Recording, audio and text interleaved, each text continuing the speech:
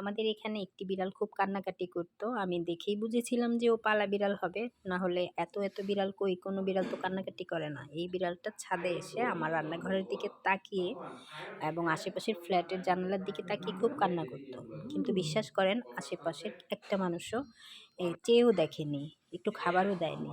কারণ বোবা প্রাণী ওদের জন্য করতে কেউ মানে ওদের কোনো প্রাণ যে এটা মনেই করে না মানুষ। যাই হোক, ভম্বু আলহামদুলিল্লাহ এই যে ভম্বু, ওর আল্লাহ অ্যাডপশন হয়ে তোমাকে ভালো গেছে, রাখুক, দেখতেই পাচ্ছেন। ভালো থাকো শোনা।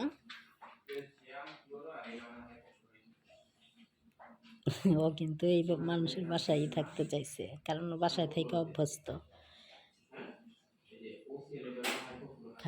ভ্যাকসিন দেওয়াতে খারাপ লাগতেছে, দুর্বল হয়ে গেছে।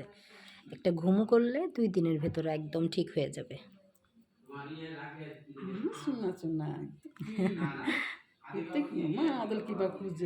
খুব আদর পছন্দ করে, খালি আদর চায়, আদর চায়। এই জন্যই কান্না করতো। ও যে খালি খাবারের জন্য কান্না করতো তা কিন্তু না, আদরের জন্য কান্না করতো। কারণ আগে হয়তো বা যে বাসায় ও ছিল ওই বাসায় অনেক আদর করতো, তাই না ভুম্বু? তুমি আর গোসল করছে, সব মিলায় একটু ক্লান্ত, আর শরীরটা ভালো না। আল্লাহ সুস্থ করে দিয়ে। আলহামদুলিল্লাহ ওকে যে বাসায় অ্যাডপশনে নিয়েছে ওদের বাসা আজকে গিয়েছিলাম, আমি রিনাকে নিয়ে গিয়েছিলাম।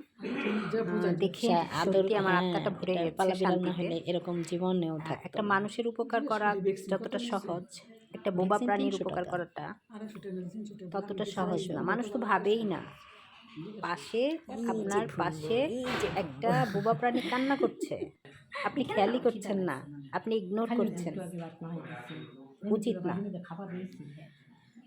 ওরা বলতে পারে না, কিন্তু ওদের কষ্টটা অনুভব করে নিতে হয়।